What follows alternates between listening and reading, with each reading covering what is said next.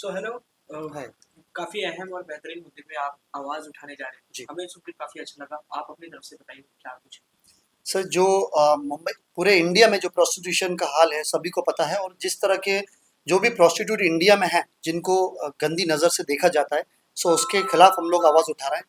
उसकी लड़ाई हम स्टार्ट कर रहे हैं। और आज मुंबई में हमारे साथ award winning director Vipin Agnihotri sir भी हैं, थैंक यू। जो टाइम निकाल के इतने अहम मुद्दे के लिए अपनी मूवीज जो इरफान खान के बेटे बाबिल के साथ भी जिन्होंने काम किया है, इस तरह की चीज़ों में टाइम निकाल के आज हमारे साथ आए, ये हमारे लिए बहुत ही प्राउड की बात है सर, आप यहाँ हमारे साथ आए।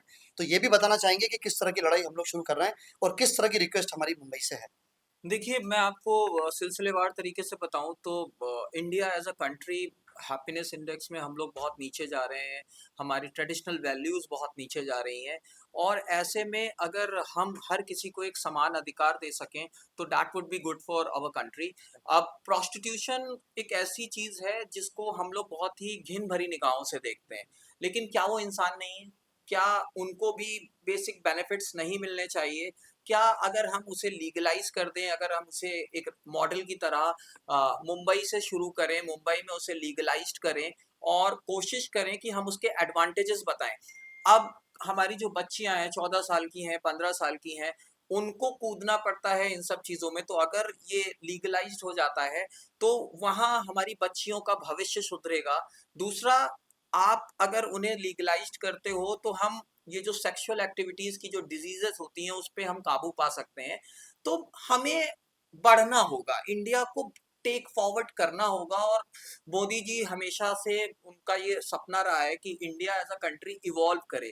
तो जब तक हम रूढ़िवादी चीज़ों से निकलेंगे नहीं, तब तक मुझे नहीं लगता कि इंडिया एज़ अ कंट्री आगे बढ़ पाएगा। और अगर हम प्रोस्टिट्यूशन लीगल करते हैं मुंबई में, हम लोग लेटर देने जा रहे हैं वुमेन कमीशन में, तो अगर हम हमारी तरफ से, हमारे और फैज़ान भाई जो जी। हमेशा ऐसे मुद्दे उठाते रहते हैं जो सोसाइटी में पॉजिटिव इम्पैक्ट करते हैं, अगर हमारी मुहिम से कुछ भी अच्छा हो तो it would be good.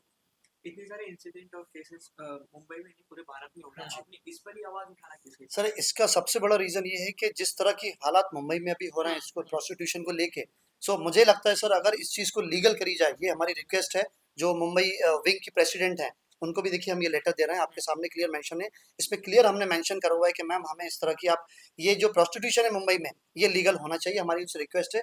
Sir इससे बेनिफिट ये भी है, जो आजकल 18 साल 14 साल जो छोटी छोटी बच्चियों के रेप हो रहे हैं, तो वो भी कंट्रोल हो सकते हैं। इससे आई थिंक रेप भी फर्क पड़ेगा इन चीज़ों पे। क्योंकि अगर ये देखिए, अगर आप देख रहे हैं कि अगर दुबई में लीगल है, बैंकॉक में प्रोस्टिट्यूशन लीगल है, तो मुंबई में लीगल क्यों नहीं है? सो मैं ये भी कहना चाहता हूँ क्लियरली सर, आपके चैनल के थ्रू दुनिया को बताना चाहता हूँ कि अगर कोई भी औरत या कोई भी लड़की किसी मर्द के साथ सो रही है, तो उसके मजे के लिए नहीं सो रही। हाँ। शायद उसका बच्चा घर में भूखा नहीं सो जाए, इसलिए वो एक मजबूरी में सो रही है, अपने जिस्म का सौदा कर रही है। और अगर ये उन्होंने प्रोफेशन बना लिया है, सो इसको प्लीज लीगली सब बता देना चाहिए कि हाँ, ये लीगल होना चाहिए। मैं आपको बताऊं, सेक्स एक इंडियन सोसाइटी में एक टैबू है। अगर करेक्ट। हम सेक्स की बात नहीं कर सकते तो कंसेंसुअल सेक्स तो बहुत बड़ी चीज हो गया। तो अगर ये लीगलाइज्ड होता है तो ये कंसेंसुअल बिल्कुल। सेक्स की श्रेणी में आएगा। इससे क्या होगा, क्राइम रेट कम होगा। दूसरा, हम उन्हें रोजगार भी दे रहे हैं और उनके हेल्थ बेनिफिट्स भी हैं।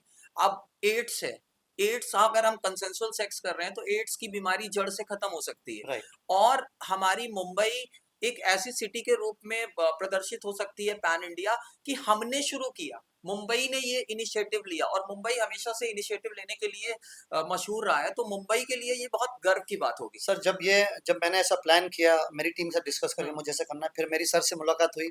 सर ने कहा कि आप बहुत अच्छा इनिशिएटिव ले रहे हैं, हम आपके साथ हैं। सो अभी इंडस्ट्री के, जब बॉलीवुड के लोग, इंडस्ट्रीज के बड़े बड़े लोग हमारे साथ आ रहे हैं, तो उसमें क्या होता है सर, कभी भी कॉन्फिडेंस लेवल ऑफकोर्स बढ़ हम्म। जाता है। तो मैं एक कदम से अभी 10 कदम आगे बढ़ गया कि नहीं, इस पर हम आवाज उठाएंगे। और अगर सर गवर्नमेंट इसको लीगल नहीं कर रही, वो चाहते हैं ये चीज बंद हो, तो हम ये उनसे रिक्वेस्ट कर रहे हैं कि ऐसी सारी लड़कियों को जिनको प्रोस्टिट्यूट कहा जाता है, जिनको हम्म। वैश्य कहा जाता है, उन सबको गवर्नमेंट जॉब दी जाए, ताकि वो ये सब चीजें बंद करें। देखिए सर, उनके घर के हाल वो जानते हैं किस तरह वो कर रहे हैं। तो प्रोस्टिट्यूशन लीगल कराने की ये शुरुआत हमने करी है, आज मुंबई से शुरुआत करी है। और हमारा पैन इंडिया इसका सर प्रेस कॉन्फ्रेंस का हमारा प्लान है कि हर इंडिया के हर स्टेट में जाके हम इसमें आवाज उठाएं। हर औरत को अधिकार है, क्योंकि सर एक बात बताना चाहता हूँ, कोई भी प्रोस्टिट्यूट एक माँ भी है, एक बेटी भी है, एक बहन भी है। सो उसको प्लीज उस तरह से देखा जाए, उनके बच्चों की एजुकेशन एटलीस्ट पूरे मुंबई महाराष्ट्र में फ्री करी जाए, और उनको सोसाइटी में वो रिस्पेक्ट दी जाए जो एक आम लड़की और आम औरत को मिलती है। तो मैं ये कहना चाहता हूँ सर, लास्ट वर्ड अगर मैं कहना चाहता हूँ तो ये कहना चाहूंगा कि जो भी लड़की ये कर रही है अपने मजे के लिए, शौक के लिए नहीं कर रही, बहुत बड़ी मजबूरी के लिए कर रही है। और आप सर कुछ कहना चाहते हैं लास्टली तो वो भी कह सर जैसे कि मैं ऐड ऑन करना चाहूँगा कि ये कैंपेन हम लोग का ऑल ऑफ अ सडन नहीं हुआ कि हम लोगों को सपना आया और हमने आप लोगों को बुला लिया। ये इस कैंपेन को करने में हम लोगों की काफ़ी रिसर्च रही है, काफ़ी सर्वेस किए हैं हमारी ऑर्गेनाइजेशन ने भी और फैज़ान भाई की टीम ने भी। तो 1.5 साल लग गए हम लोगों को इस टॉपिक की गढ़ तक जाने के लिए। We can not do anything just for all of a sudden, just for fun. तो ये एक बहुत ही सीरियस कैंपेन है। हमें मालूम है कि हमें और फैज़ान भाई को बहुत ट्रोल किया जाएगा, बहुत चीज़ें कही जाएँगी, लेकिन हमारी ईमानदार कोशिश है, ना हमें इसमें पैसे कमाने हैं, बिल्कुल। ना हमें कोई नेता बनना है, लेकिन किसी को तो आगे आना पड़ेगा, खासकर ऐसी मुहिम के लिए जहां समाज उसे तिरस्कार भरी नजर से देखता है। और सर लास्टली मैं एक बात कहना चाहता हूँ जो अभी मेरे ज़हन में है, अगर आप कहें तो सर मैं नहीं कुछ नहीं कह सकता आप हूँ। जी। सर मैं एक एनजीओ भी रन करता हूँ जिसका नाम है फैज़ान अंसारी फाउंडेशन। तो कोई भी प्रोस्टिट्यूट है, अगर इंडिया की कोई भी वैश्या जिन्हें कहा जाता है, वो भी इंसान है, हम्म। अगर वो ये सब छोड़ने को तैयार हैं, तो फैज़ान अंसारी फाउंडेशन उनकी शादी कराने से लेकर उनको एक अच्छी ज़िंदगी देने की रिस्पॉन्सिबिलिटी ले रहा है। सर आपके चैनल के थ्रू बता रहा हूँ।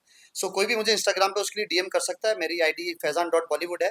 सो प्लीज़ आप लोग उस पर मुझे अप्रोच करें, और अगर आप एक अच्छी ज़िंदगी गुजारना चाहते हैं तो हम आपको उसमें पूरी पूरी हेल्प करेंगे, और आपको एक इज्जतदार ज़िंदगी गुजारने का पूरा पूरा मौका देंगे। Thank you so much, thank you very much.